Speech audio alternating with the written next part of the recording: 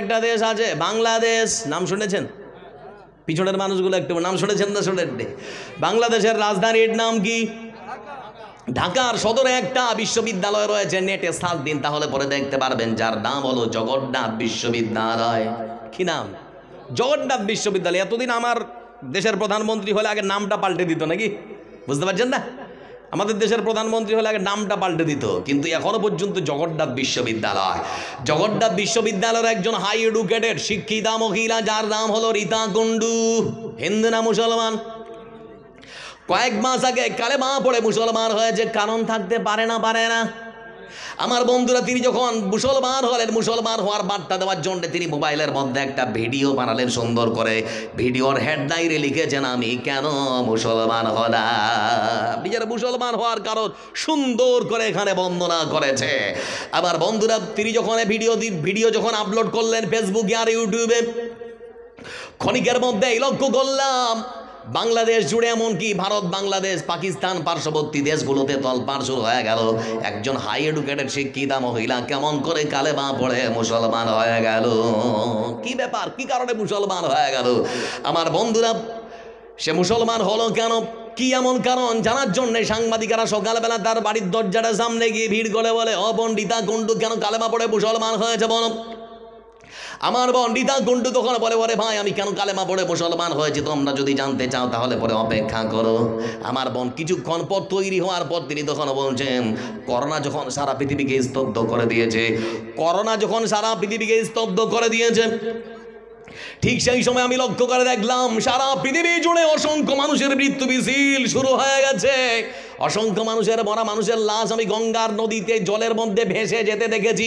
অনেক মানুষের লাশকে দেখেছি শিয়াল, কুকুর, সিংহ সব খুবলে খুবলে খেয়েছে। আমি লক্ষ্য করে দেখলাম আমাদের পার্শ্ববর্তী দেশ, যে দেশের নাম হলো ভারতবর্ষ, ভারতবর্ষের সব থেকে বড় রাজ্যের নাম হলো উত্তরপ্রদেশ। উত্তরপ্রদেশের বিভিন্ন শ্মশানের মধ্যে আমি দেখলাম অসংখ্য মরা মানুষের লাশ সুন্দর করে কাতারবদ্ধ করে সাজানো রয়েছে। কেউ সেই মরা মানুষের নিতর দেহগুলোকে মূল্যায়ন করে না, কেউ পুড়াবার জন্য আসে না, কোনো মানুষকে সেখানে দেখতে পাওয়া যায় না। আমি তখন লক্ষ্য করে দেখলাম হঠাৎ করে একটা জেসিবি নিয়ে আসা হলো, আর তারপরে দেখলাম একটা লরি নিয়ে আসা হলো।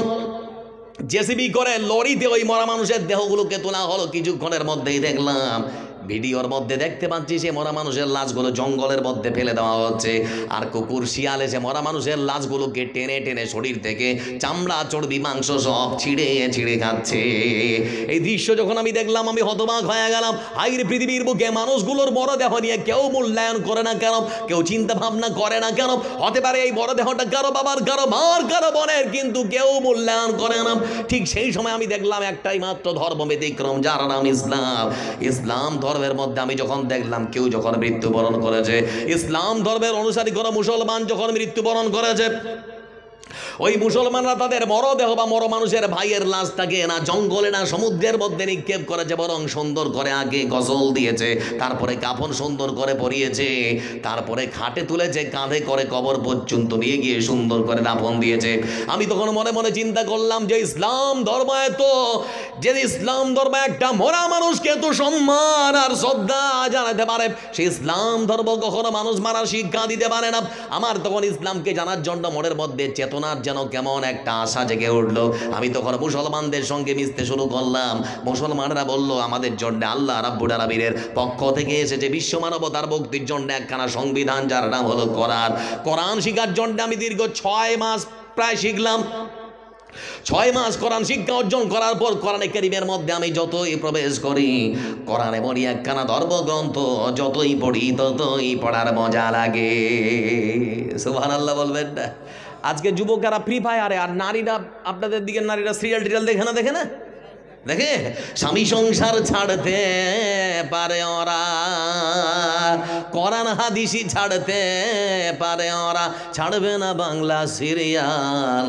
বাংলা আজি ঘরে ঘরে বাধাইছে গোলমাল, ভাইরে স্টার জলসা ঘরে ঘরে বাধাইছে গোলমাল। কাজের মেয়ে মর্জি না হয়, হিন্দি গানের ভক্ত সেও, কাজের মেয়ে মর্জি না হয়, হিন্দি গানের ভক্ত সেও, পাশের বাড়ির মদন রে কয় তুমসে প্যার করতে হ্যাঁ দাদুর বয়স 80 বছর, দাদির বয়স 80 বছর, বাংলা গানে মারে টান, বাংলা গাজি ঘরে ঘরে বাধাইছে গোলমাল বাইরে, স্টার জলসা ঘরে ঘরে বাধাইছে গোলমাল। আমি মনে করি আমাদের দিনাজপুরের গুলোই শুধু দেখে, আপনাদের দিকে দেখে নাকি? কি আশ্চর্য ভাই বন্ধু আমার, মানে যুবকেরা পাবজি আর ফ্রি ফায়ার, বাড়ি গিয়েছি তো বাড়ির মধ্যে দেখছি একটা পায়খানা, এখন তো সব ছেলেরা পায়খানার চেম্বারগুলো দখল করে নিয়েছে, এখন আর ঝাড় দিতে হয় না, সব ওখানে পাবজি আর ফ্রি ফায়ার খেলছে।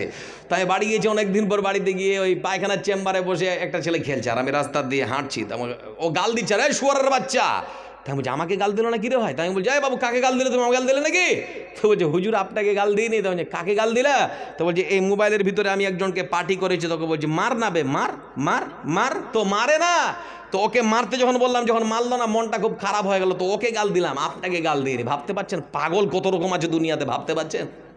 মানে ওকে মোবাইলে এমনভাবে গ্রাস করেছে, একেবারে ওর জীবন তছনছ করে দিয়েছে। মোবাইলে এমনভাবে ওকে গ্রাস করেছে, ওর জীবন একেবারে বেকার করে দিয়েছে। যুবক এখনো পর্যন্ত বুঝতে পারে না। বলতে চাচ্ছিলাম বন্ধু আমার পণ্ডিতা কুণ্ডু তখন বলে, আমি কোরআনে কারিমের গভীরে ঢুকলাম। কোরআন এমনই একখানা ধর্মগ্রন্থ, যতই পড়ি ততই পড়ার মন যায়। যারা এখানে বসে আছেন আপনাদেরকে বলি, প্রত্যেক নামাজের শুরুতে সূরা ফাতিহা আছে না নেই? কোনোদিন কেউ কি বলেছে নাকি পড়তে আর ভালো লাগে না, বিরক্ত লাগছে? একজন কেউ দাঁড়ান, কে বলেছে? এমনই একখানা ধর্মগ্রন্থ আল্লাহ রাব্বুল আলামিন দিয়েছেন, মানুষ যতই পড়বে ততই পড়ার মন চাইবে, কোনোদিন কোনো মানুষকে বিরক্ত লাগবে না। পৃথিবীর মানচিত্রে সুইডেন বলে একখানা দেশ আছে, নাম শুনেছেন না শুনেননি? সুইডেন সরকারের পুলিশি পাহারায়, তা সেই দেশের একজন যুবককে লক্ষ্য করে দেখলাম, কয়েকদিন আগের কথা বলছি আপনাদেরকে, আল্লাহর দেওয়া মহান সংবিধান মহাগ্রন্থ আল কোরআনকে প্রকাশ্য দিবালোকে পুলিশ পাহারায় জ্বালিয়ে পুড়িয়ে শেষ করে দিয়েছে। তাই বলে কি কোরআন শেষ হয়ে গেছে নাকি? কোরআনকে শেষ করতে পারবে কেউ? যদি আগুন লেগে ধ্বংস হয়ে যায়, ধ্বংস হয়ে যায়, যদি আগুন লেগে যায়, পড়ে যায় পৃথিবীর সব বইয়ের দোকান, তবু বিশ্ব থেকে হারাবে না পবিত্র কোরআন।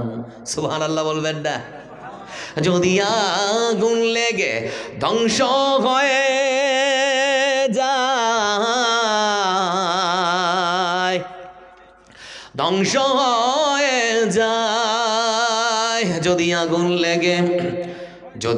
লেগে যায়, পড়ে যায় পৃথিবীর সব বইয়ের দোকান, তবু বিশ্ব থেকে হারাবে না পবিত্র কোরআন।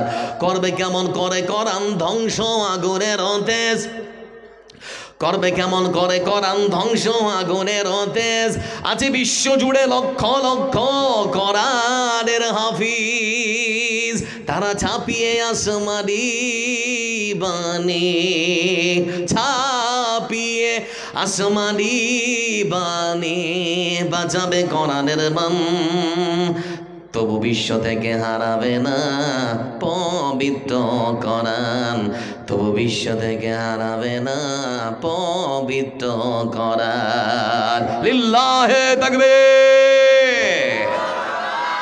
কোরআন ছিল, কোরআন আছে, কোরআন থাকবে, কেউ মিটাতে পারবে না। লা তাবদীলা লিকালিমাতিল্লাহ, যালিকা হুয়াল ফাওজুল আযীম। পৃথিবীর বুকে কোনো নেতা, কোনো মন্ত্রী, পৃথিবীর বুকে কোনো বুদ্ধিজীবী, কোনো নাস্তিক কোরআনে কারিমের একখানা আয়াতেরও রদবদল, পরিবর্তন, বিবর্তন কখনো ঘটাতে পারে না। ওয়াসিম রেজভি পারবে মনে হয় নাকি? ওয়াসিম রেজভি পারবে না?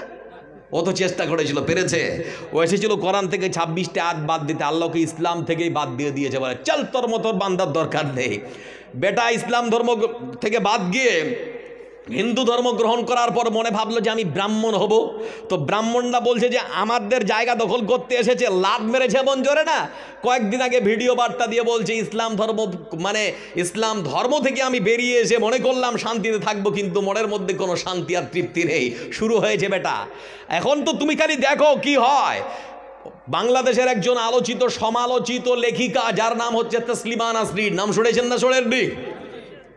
তিনি রাসূল সাল্লাল্লাহু আলাইহি ওয়াসাল্লামকে খারাপ চরিত্রের অধিকারী একজন পুরুষ বলে তিনি বলা ভুল হচ্ছে, সে একটা বই লিখেছিল যার নাম হচ্ছে দ্বিখণ্ডিত, যার কারণে থেকে বাংলাদেশ থেকে তাড়ানো হয়েছিল। বর্তমান এখন আমাদের ভারতবর্ষের রাজধানী দিল্লির কোনো এক হাসপাতালে তিনি ভর্তি, তার নিতম্বের নিচের কোনো একটা অংশের মাংস বা হাড় কেটে নেওয়া হয়েছে। সারা জীবনের জন্য এখন বর্তমানে সে পঙ্গু, আর চলতে ফিরতে পারবে না। পৃথিবীর বুকে যারা কোরআনের সঙ্গে রেখেছে, পৃথিবীর বুকে আমার রাসূলের সঙ্গে যারা রেখেছে, পৃথিবীর বুকেই তাদের লাঞ্ছনা গঞ্জনার শিকার হতে হয়েছে। এটা আল্লাহর লীলা খেলা। আল্লাহ ছেড়ে দেয়, আল্লাহ ছাড় দেন, এটা মনে রাখবেন ভালো করে। আল্লাহ ছেড়ে দেয়, আল্লাহ ছাড় দেয় না। এজন্য সদা সর্বদা ভয় করব কাকে? জোরে বলুন, আল্লাহকে। রাজি আছি তো যে আল্লাহ পৃথিবীর বুকে ভেদাভেদ দূর করেছেন।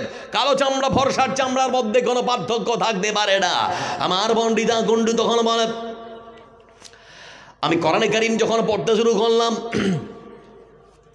কোরআনে কারীম পড়তে কোরআনে কারীম পড়া যখন শেষ হয়ে গেল রাসূলের জীবনী নিয়ে, তখন আমি গবেষণা শুরু করলাম। রাসূলের হাদিস পড়তে এক পর্যায়ে আমার সামনে একখানা হাদিস জল করে জ্বলে উঠল। আমার রাসূল রাস্তার পাশে বসে আছেন, আর একজন ইহুদির লাশ কাঁধে করে পড়াবার জন্য বা মাটি দেওয়ার জন্য নিয়ে যাওয়া হচ্ছে। আমরা যেমন বসে থাকি রাস্তায়, হিন্দু ভাইরা কাঁধে করে মরা মানুষ পড়াবার জন্য নিয়ে যায়, বলো হরি হরি বল, বলো হরি হরি বল, বলে না? রাসূল সাল্লাল্লাহু আলাইহি ওয়াসাল্লাম তিনি বসে আছেন।